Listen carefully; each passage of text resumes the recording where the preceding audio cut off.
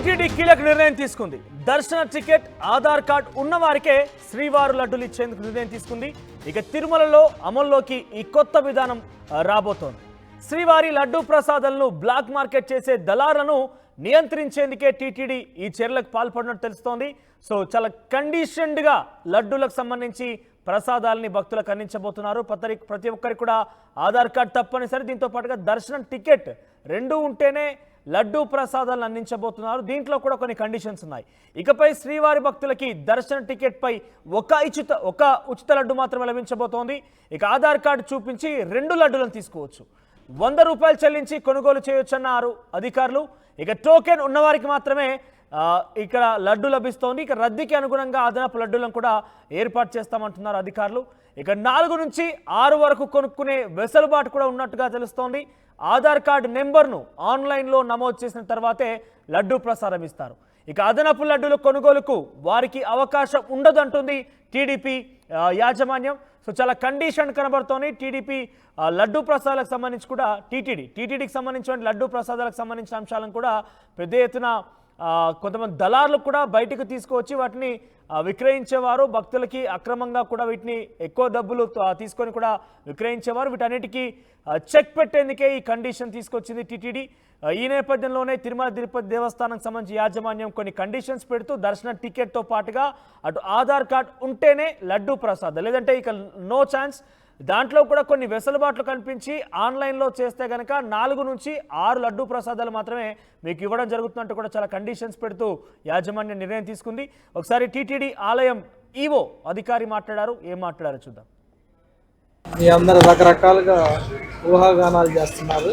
లడ్డూలు పాలసీ గురించి, లడ్డు డిస్ట్రిబ్యూషన్ గురించి. పాలసీలో ఏమాత్రం చేంజ్ లేదు. దర్శనం చేసుకొని టోకెన్ ఉన్న భక్తులకి ఉచితంగా ఒక లడ్డు వస్తుంది. దాంట్లో అదనంగా 4 నుంచి 5, 6 కూడా వాళ్ళకి అవసరాన్ని బట్టి అందించడం జరుగుతుంది. అదేవిధంగా అవైలబిలిటీలో ఏమాత్రం తక్కువగా లేవు.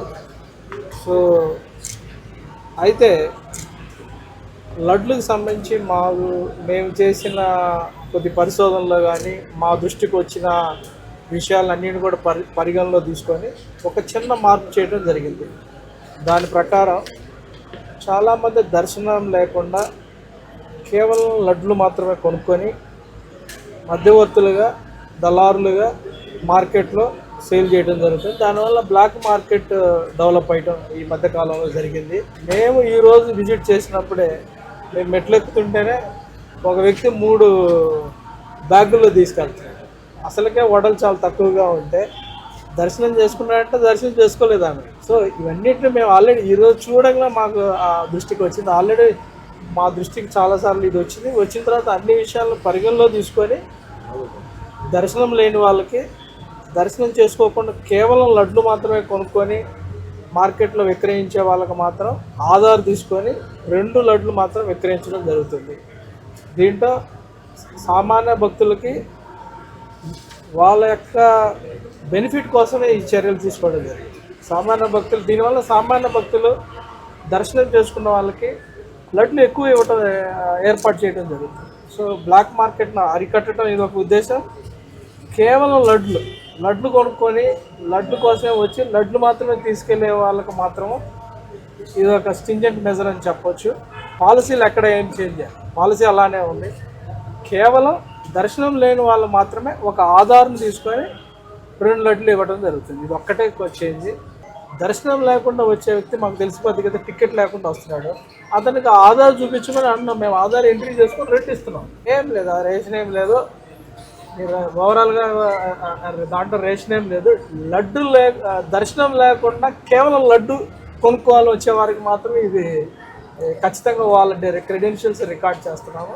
వాళ్ళు ఏ పర్పస్ కోసం కొంటున్నారు, బ్లాక్ మార్కెట్లో కొంటున్నారు మా దృష్టిలోకి వచ్చినాయి. మా కంప్లైంట్ చాలా వచ్చాయి. మా పరిశోధనలో కూడా అది నిజమని తేలింది. దానివల్ల మేము ఇది తీసుకున్నాం.